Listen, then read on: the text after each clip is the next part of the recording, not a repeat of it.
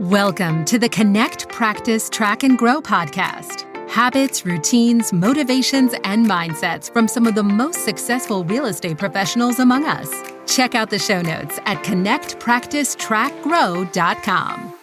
This show is brought to you by the strategic resource for real estate professionals, creating and coaching business opportunities and strategies that support and add value to the lives of real estate professionals at thestrategicresource.com, and by ROOST Real Estate Company. Today's real estate agent doesn't follow old rules. She makes new ones. Learn more at careerwithroost.com.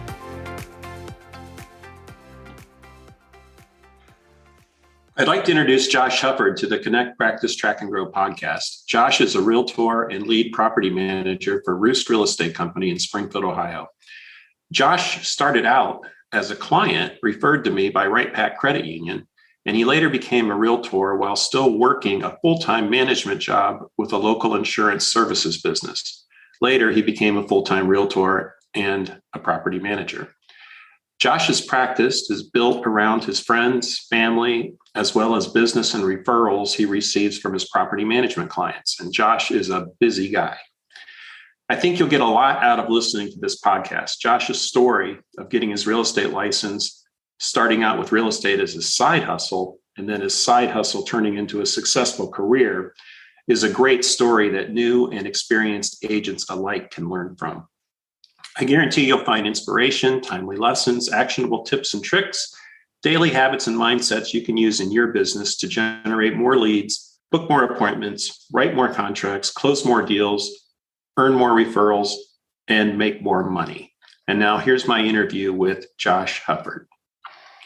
Hi, Josh. Hey, Chris. How are you this morning? Oh, not too bad. Not too bad at all. Can't complain. Well, thanks for doing this. I know you don't have time for it, so I do appreciate it. So why don't you just tell us a little bit about yourself, your background, how you got started, family, all that good stuff. Okay, well, I am married and my wife, Kate, is a graphic designer. We have 3 kids together, ages 9, 7, and 5, so that keeps us pretty busy. It seems like all of them are in 2 or 3 sports at one time, so a lot of running going on. But with my family, we've always had a background in real estate, whether it was building, construction, flipping houses, roofing companies. The Hufford name in Springfield especially does carry a lot of weight. My grandfather and uncles and great uncles all built up the condos there in Northridge, so Fox Ridge and Victorian Village. They built all those. My other uncles had roofing companies. My dad was always involved in a little bit of everything, whether it's flips. So the interest to real estate has always been there. And so I just decided the route I wanted to take was, let's give being a real estate agent a shot. Let's try sales. So far, so good. But that's kind of how I got started. My family thought it'd be a good idea to give it a go. And like I said, so far, it's worked out well. I think it's worked out incredibly well. Quite frankly, I think you're being modest. So I just want to kind of go through, you got your license, was it 2015 or 2016? 2015.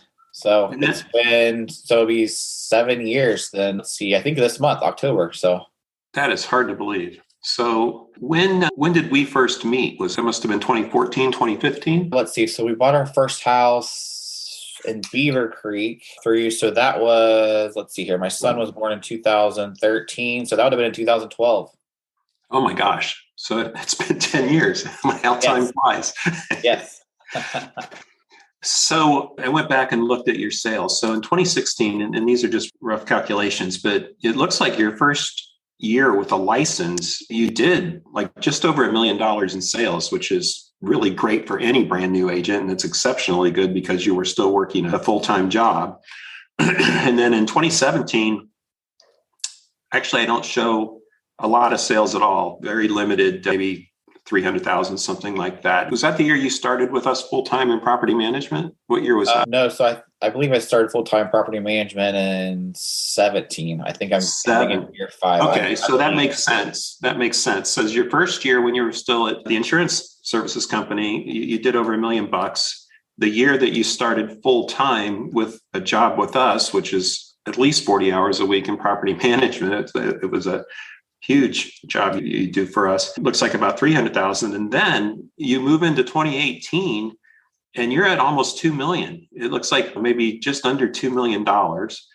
And then in 2019, jumped to about $3 million. 2020 COVID year, your business increased again to about 3.5 million. And then what's really interesting that I really want to try to hear from you, what changed between 2020 and 2021, your business doubled to roughly $7 million in sales. And you're on track this year, depending how we finish up. It's the end of October that we're recording this. You're at least going to do another 7 million and probably finish up more than that. That is, it's just incredible. I mean, you have to be proud of yourself for that performance. Yeah, I think you mentioned why maybe the huge increase to double. I think that's when really a lot of the referrals started to hit. So I had a few clients that had already bought a new home, and then a couple years later, they maybe outgrew it. So I had a lot of repeat clients and customers. A lot of referrals started coming in. So that was probably, let's see here, year 4 and 5. So So a lot of referrals started coming in. You take care of people. And also along the way, I mentioned with the kids' sporting events, I'm meeting people along the way too. So most everybody, I introduced myself and they kind of, what do you do for work? So I'm sure to put my name out there and maybe slip them a business card. So yeah, it's just a culmination of things, referrals, repeat clients, and then just meeting new clients and customers and friends along the way.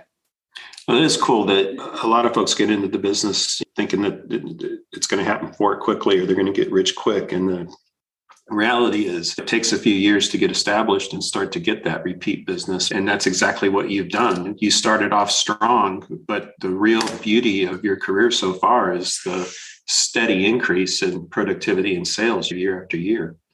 So in a typical year, it sounds like your business comes from friends, family. What's this past year looked like for you if you think through where some of your buyers and sellers came from?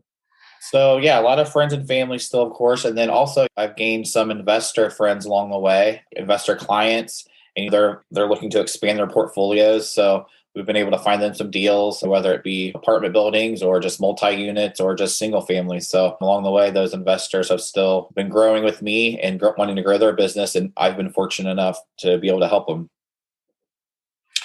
Yeah, I think obviously some of your business has come from the property management client base that you work with every day, those owners. And that's a great source of repeat business as long as we take care of them as property managers. As long as we do that, they're thrilled to have us help them with their actual purchases and sales. So that's a beautiful thing. We kind of talk about that as return on portfolio. Property management is, it's a tough business, but it's a great service we provide our owners, and our owners are very loyal.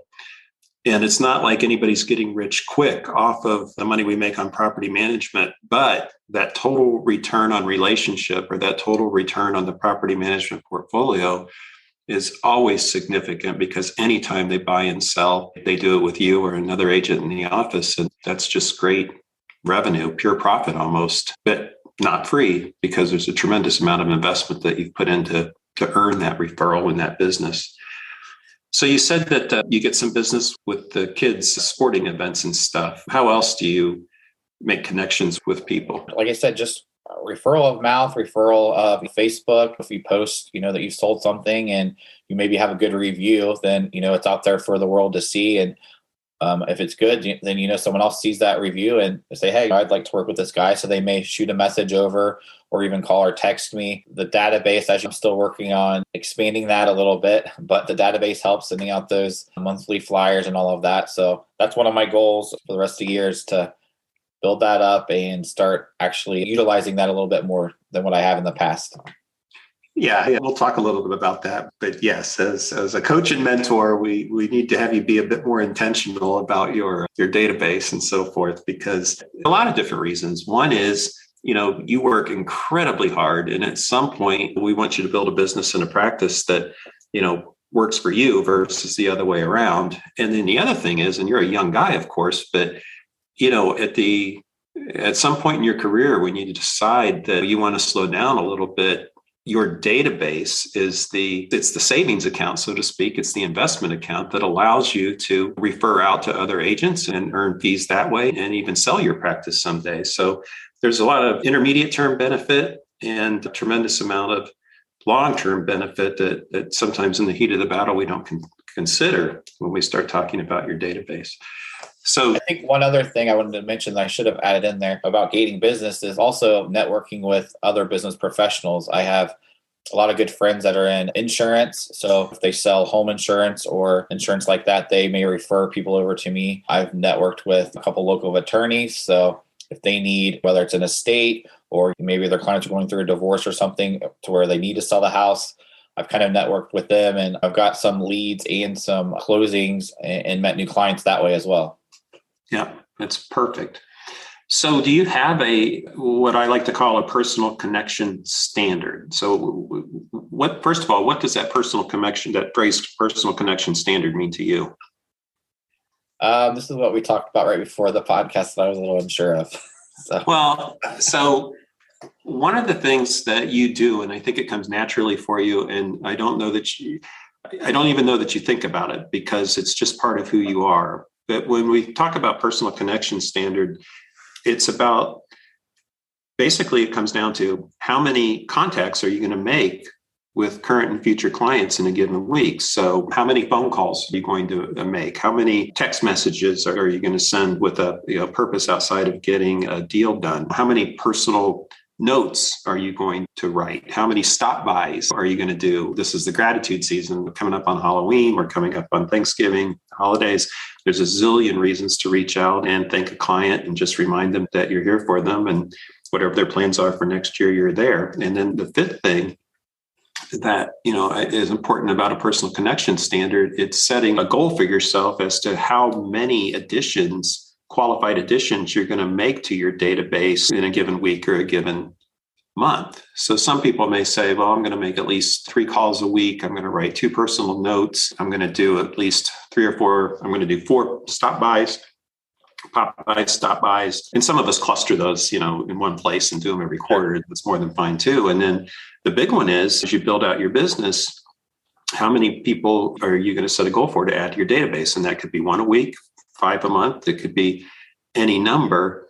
And I think for somebody like you who is so active in so many things, you could probably set a pretty high bar for a qualified person to add to your database. So that's what we're talking about with the personal connection standard. And yes, you do have to go back and sort of collect everything you've done the last 2 or 3 years and get your database updated. But that's a one-time event. It's really more about how will you be intentional about making those connections and tracking them going forward. Right. Yeah. One thing I do weekly is I make probably 3 to 5 calls a week and just check in on people, especially when you get a sale done, when you get a closing done. I check in with the new people. How's the new place? Everything going as it should? Any issues? So always quick to follow up with that because I just want to make sure everything's good there and nothing was missed, especially when a lot of times people don't have an inspector. So if I recommend a good inspection company, I want to make sure that everything's good, and it has been. I haven't had any issues, but always just like to quick follow-up call or text just to make sure that everything is going as it should. Everything is normal, no issues. I do have some stuff planned here for the end of the year, some customer appreciation stuff. Like you said, it's that time of season. We have Thanksgiving and Christmas coming up and the new year and all of that. So I have a few things planned for that, for some pop buys. So I'm looking forward to connecting with some of my past clients and hopefully gaining some future clients. Yeah. And that follow-up after the sale is so important. And I think it is a secret to your success because I would venture to say that even 90% of your fellow realtors don't do that. The sale's over, they got paid, went to the bank, they're on to the next opportunity. And the secret to earning referrals and repeat business is that after-sale follow-up. I'm so adamant about and encouraged about the whole database because, and just to kind of describe this for our audience, we send out something every month from every agent to every one of their A+, and B clients called ROOST Ramblings. And it's just a silly postcard, super duper informal. There's nothing really salesy about it, but we set them up so that they come directly from the agent. So they're personalized.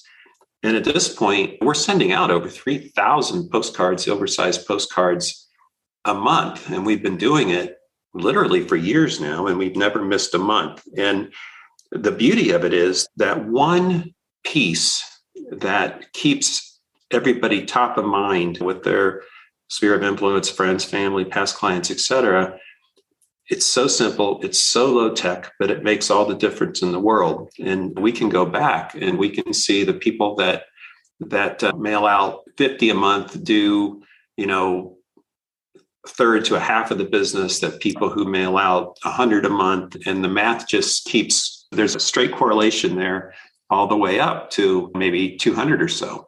The goal for those database ads and the people that we send Roost Ramblings out to is 150 people is kind of the magic number.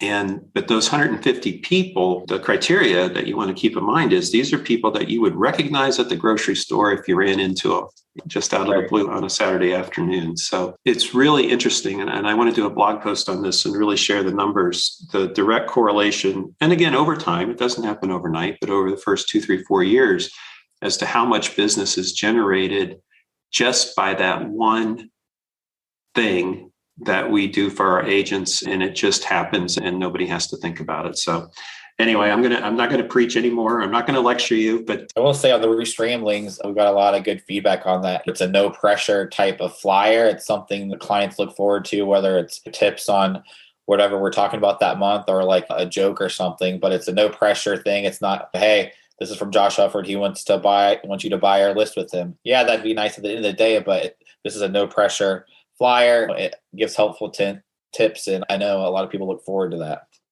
Yeah, no, I appreciate that testimonial. It really does work, and we've gotten great feedback on it. So again, Great Agents Connect. We create, nurture, and leverage your relationships by staying in touch. That's the key part of Connect, Practice, Track, and Grow. So let's talk a little bit about your actual practice of real estate. And as you said, it does involve a lot of investors and a very diverse group of clients. But what, in your mind, sets your practice apart from other agents' practice? I think that I've kind of come up through the system. I started with you buying my first house. So you kind of laid the groundwork there on what to expect during the process and how everything should go. And that's always stuck with me. So I feel like I had a great foundation on the buying process, dealing with lenders, what questions to ask, stuff that I didn't know about until I sat down and talked with you.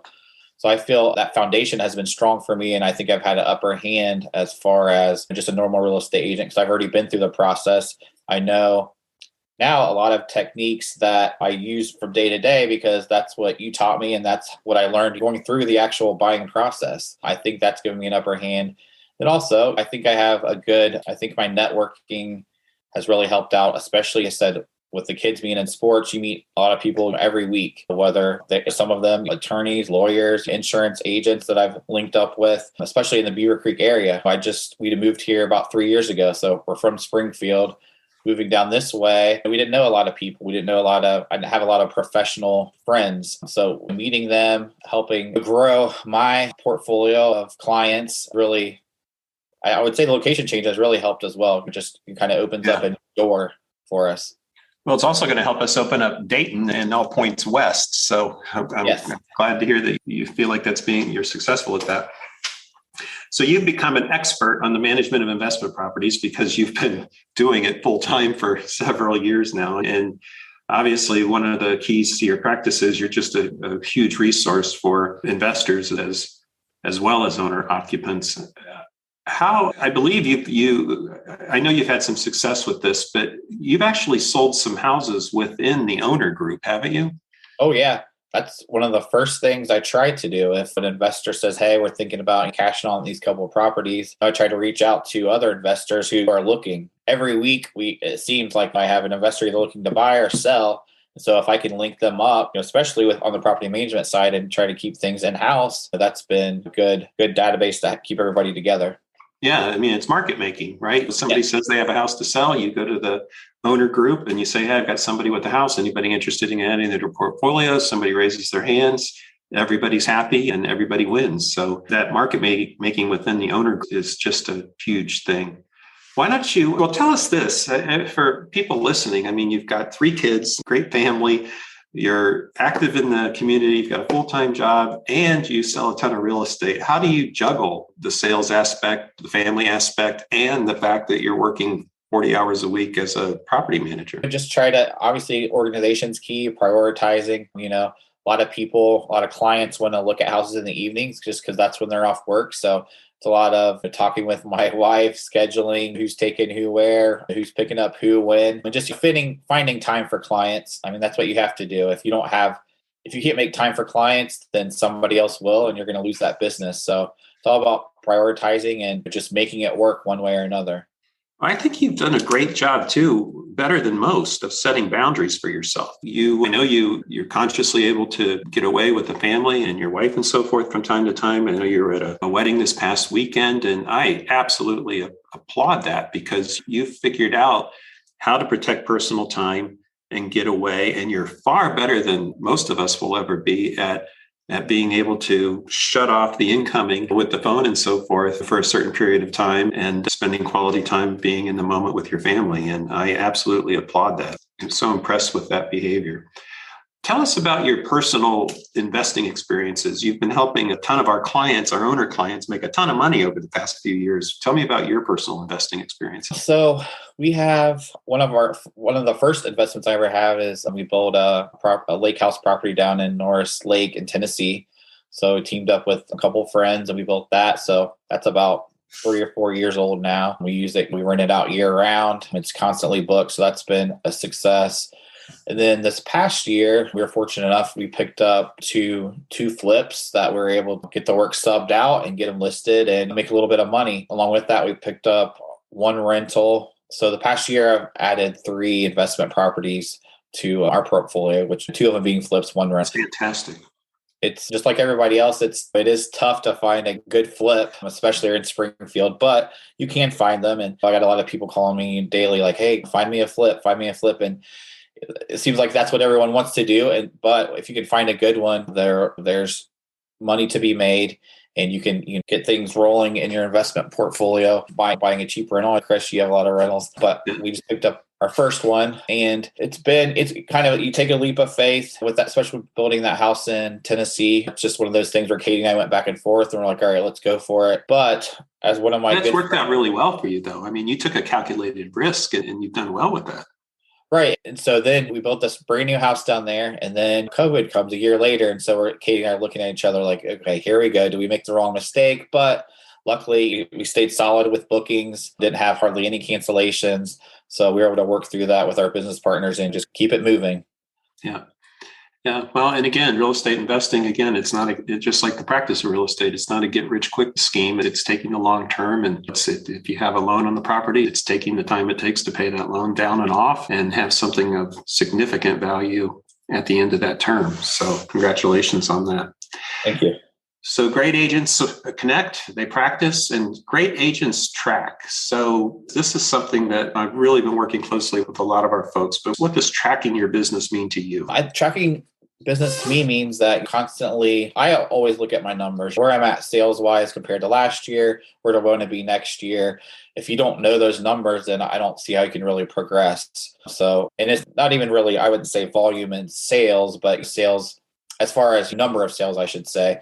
But just how can I beat last year? What can I do to work harder to have more sales by the end of the year? And tracking, so constantly looking within the MLS, looking at numbers. I look at it about every other week just to see where I'm at, not really to compare myself with others, but just see where my numbers are so I can plan for next year and plan out my goals for next year. I think that's absolutely wonderful, and it's critical to moving forward. I also like the fact that you're focusing on units, which is really, at the end of the day, people helped, because you're doing it in terms of relationship versus in terms of dollar volume. Do you know what % of your business comes from past clients and referrals? I would say over 50%. I would say probably closer to 60, between 60 and 70%. I bet you it's even bigger than that, to be honest with you. It could be. And that's why I really want you to focus on getting your information caught up in your database and continuing to get that added on. Some way we've got to help you do that, get help for you to do it or whatever we need to. But the cool thing is, one of the neat things to track is your return on relationship. And that return on relationship calculation is really, okay, you can use dollar volume, you can use units, but yes, the first metric is what percentage of my business is coming from referrals and so forth. But what percentage of my business is coming from those top 150 people that I'm mailing Roost Ramblings to every month? And I've seen agents move that number from 50, 60% to 90% over the course of a couple of years, just from being more intentional about it. And the more people that you get into your database, the more people Angela sends Roost Ramblings to, and the more repeat business you get. So before you know it, we could be talking again in 3 or 4 years. And instead of 7 million, you could be 12 to 14 million. Now, I don't know if you want that kind of business. You're going to have to get a second team to help you, but you've got the wherewithal and the raw material to make that happen. I mean, you have a significant business now, but my God, Josh, where you are, the sky's the limit. It just depends on what you want. The only other thing that I would say to you is you said that how much harder can I work? I'm not sure how much harder you can work, but I know there's always a way to embrace the team and look for ways to continue to work smarter and more efficiently. But good God, man, you work harder than most people I know. So I'm more worried about you burning yourself out than not. But anyway, so it also goes back to the other kind of numbers I like to track are what do your unit sales look like relative to your personal connection standard? What's really an interesting number, and it only works over time, is what were my sales relative to how many contacts I made over the course of the year?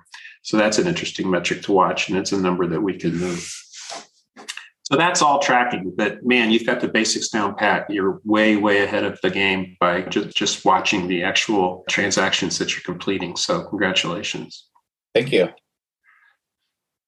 So great agents grow. So when we go back to connect, practice, track, and grow, agents that focus on 3 things: connecting with current and future clients, practicing their profession, tracking their numbers, tracking their business, they can't help but grow. And you've already said that the thing that really kicked in for you between, 2021 and 2020 and 2021 was the fact that you were in the business long enough and doing enough of the right things long enough that you started to get repeat business and referrals.